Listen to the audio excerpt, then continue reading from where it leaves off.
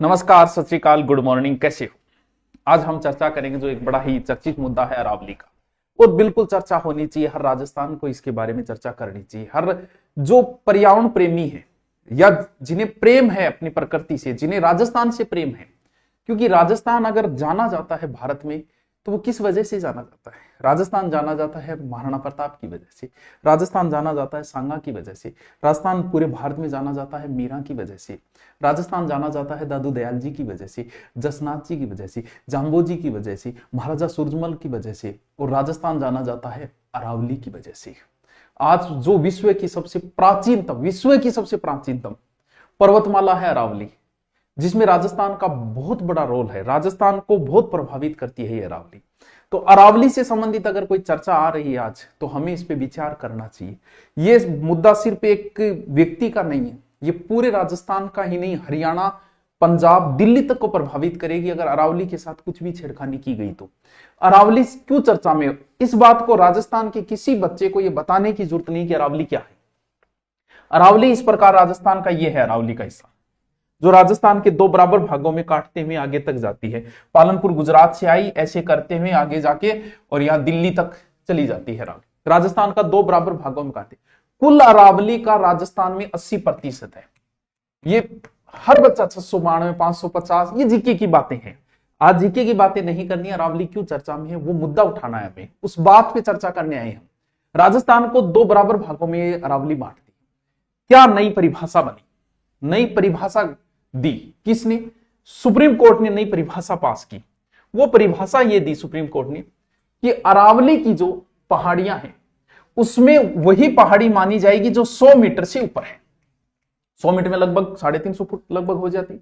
100 metre से जो ऊपर ऊंची पहाड़ी है वो अरावली में मानी जाएगी, और 100 मीटर से जो नीचे है वो अरावली में नहीं मानी जाएगी। केंद्रीय पर्यावरण जो मंत्रालय है उसने ये परिभाषा पेश की सुप्रीम कोर्ट के आगे पे, और सुप्रीम कोर्ट ने इसे मान लिया। तो आप सोच रहे हो कि सर इससे क्या होगा? इससे देखो क्या होगा, यानी 100 मीटर से जो नीचे हैं वो अरावली में नहीं। फैसला जारी अगर हुआ, ये लागू होते ही मैदान में अगर ये फैसला आया, सुप्रीम कोर्ट में क्या कहा? 100 मीटर से नीचे। अब अरावली की जो पहाड़ियां हैं, हमारी कुल पहाड़ियां, उन पहाड़ियों में सिर्फ 8-10 चोटियों को छोड़ के और 80% चोटियां जो है वो 100 मीटर से नीचे है। यानी अब इससे क्या होगा? इससे यह होगा कि हमारे यहां अरावली, पीछे एक बार तो कोर्ट ने कहा था बोल पूरा पहाड़ी गायब कर दिया रे तुम लोगों ने। हमारी हाई कोर्ट ने जब बोल वो पहाड़ कहां गया, बोल पहाड़ तो चेप गए सारा। यानी अरावली का क्या चल रहा है?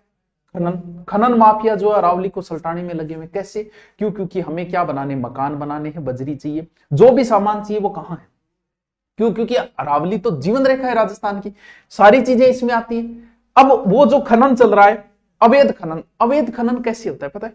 अवैध खनन ऐसे होता है जैसे मान लो कि इतना भाग किसी को दिया गया, हजारों करोड़ों के अंदर चढ़ता है कि ये लो जी, अधिकारी कहेगा ये लो।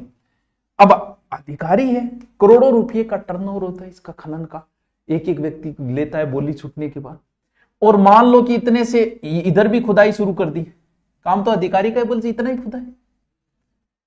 अब क्या कह दिया कि 100 मीटर से नीचे तो अरावली में है ही नहीं, तो फिर करो गायब, जाने दो उनको। क्यों 100 मीटर से नीचे उनका रखना है ध्यान, ऊंची है उनको रखना है, बाकी तो अरावली में है ही नहीं, तो उसका अवैध खनन शुरू हो जाएगा।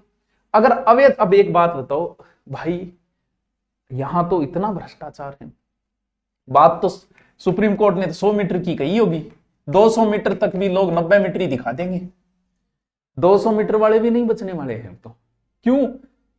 काम कहां होगा? अधिकारी करेंगे, अधिकारी पास करेंगे, अधिकारी बनने वाले, अधिकारी नापने वाले। क्यों? क्योंकि करोड़ों का है, लाखों देके तो आप 200 मीटर को 90 मीटर में कर सकते हो, और खुद गया उसके बाद कुछ होना नहीं है, गायब। तो अब लोग क्या करेंगे? अवैध खनन होगा अरावली। अगर खनन हुआ तो फिर बचेगा क्या? क्यों? क्योंकि 80% से ऊपर ही है, 8 या 10 चोटी, बाकी चोटियां सारी नीचे चोटियां तो सारी हम पूरे के पूरे पहाड़ को गायब कर देंगे। पहाड़ उठाने वाले या तो हनुमान जी महाराज थे या खनन माफिया करते, पूरा का पूरा पहाड़ ही हम गायब कर देंगे। तो फिर क्या होगा? अब देखो क्या होगा नुकसान। अगर अरावली में यह फैसला हुआ तो नुकसान क्या होगा? इधर मरुस्थल जाने से कौन रोक रहा है? सर अरावली रोक रही है। पूरा राजस्थान जिस वजह से मरुस्थल के नाम से जाना जाता है, अरावली अगर कटी तो पूरा राजस्थान मरुस्थल हो जाएगा। गर्म हवाएं भी उस साइड की ओर जानी शुरू हो जाएगी। बंगाल की खाड़ी से इधर से होते हुए जो मानसून आता है उसे अरावली रोकती है। पूर्वी राजस्थान पूरा हरा भरा है, पश्चिमी राजस्थान पूरा मरुस्थल है। अगर अरावली नहीं रही तो भाई पूर्वी राजस्थान वालों, भरतपुर, अलवर, धौलपुर, कोटा, बूंदी, सवाई माधोपुर, प्रतापगढ़, सुन लो, तुम्हारे वहां भी वही सूखा पड़ेगा जो पूरे राजस्थान में पड़ता है। क्यों? क्योंकि आपको अरावली ही वर्षा दे रही है, अरावली से टकरा के ही आपको वर्षा हो रही है। ये जो नदियां निकलती है, राजस्थान की 80% नदियां अरावली से निकल रही है, वो नदियां ही नहीं रहेगी, नदियों का मार्ग बदल जाएगा, नदियां रहेगी नहीं, जलवायु परिवर्तन हो जाएगा। अरावली नहीं रही तो आंधियां आएगी, मरुस्थल होगा, वर्षा की अनियमितता होगी, धूल उड़ेगी पूरे राजस्थान में। उन सबको रोकने का काम ये करती है। पूरे पूर्वी राजस्थान में बरसात अरावली करती है। जल संकट की समस्या आएगी, कहां आएगी? यहां जयपुर है, टोंक है, इस क्षेत्र में अरावली की वजह, बिसलपुर बांध वगैरह किस वजह से बने? अरावली की वजह से इस क्षेत्र में जल संकट आ जाएगा, खेत सूखेंगे सारे। क्यों? क्योंकि बारिश ही नहीं होगी, शहरों का पानी तक महंगा हो जाएगा। अगर यह फैसला मंजूर हुआ, आपको जो हवा मिलेगी वो प्रदूषित हवा मिलेगी। क्यों? क्योंकि अरे क्या राजस्थान था, यहां तो हमने पेड़ों के लिए गर्दनें कटवाई है, वो राजस्थान है। और इस राजस्थान में आज इतना बड़ा फैसला हुआ कि पूरा अरावली, हरी भरी अरावली, बचेगा क्या? उसमें कुछ बचेगा ही नहीं। 80% अरावली गायब हो जाएगी, हरे भरे पेड़ पौधे, कुछ नहीं बचेगा राजस्थान के अंदर। यानी आने वाली पीढ़ी को हम क्या देके जाएंगे? पूरा सूखा राजस्थान। दिल्ली जहां प्रदूषण में विश्व में माना जाने लगा है, उस दिल्ली को अगर प्रदूषण मुक्त करता है तो ये अरावली ही करती है, अरावली रोक लेती है प्रदूषण को। यहां जब यहां अरावली नहीं रही तो वो पूरा प्रदूषण आपके दिल्ली में वही आएगा, प्रदूषित हवा आएगी वहां।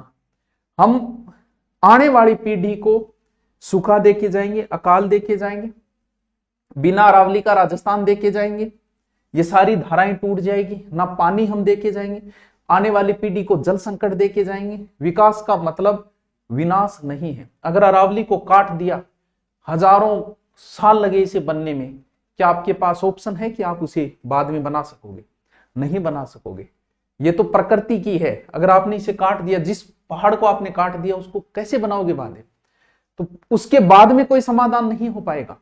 फायदा क्या है? फायदा यह है कि यहां से जो खनन हुआ, बजरी मिली, की ईंट मिली, जो बजरी है और है, रेत है, जो भी चीजें मिली, यानी अरावली में सारा कुछ, वो चीजें जाके नए नए भवन बनेंगे। कहां बनेंगे? दिल्ली में बनेंगे, हरियाणा में बनेंगे, पंजाब में बनेंगे।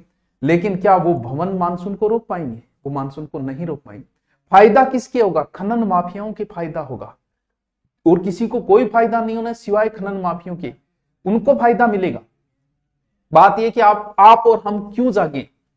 ये लड़ाई जो है वो ना सुप्रीम कोर्ट की लड़ाई है, ना हाई कोर्ट की लड़ाई है, ना सरकार की लड़ाई है, ये समाज की लड़ाई है।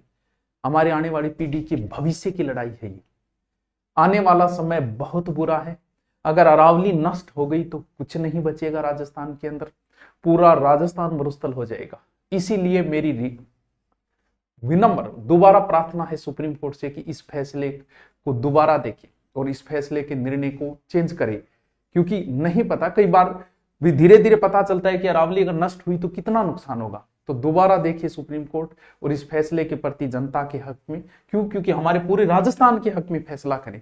क्योंकि अरावली नहीं रही तो अरावली रहे बिना क्या रो राजस्थान। तो ये अरावली का है मुद्दा, और मैं चाहता हूं कि आप भी शामिल हो, किसी भी माध्यम से आप सरकार तक न्यूज पहुंचाओ कि ये फैसला गलत है सरकार का। बिना अरावली का कोई राजस्थान नहीं बच पाएगा। Okay, thank you.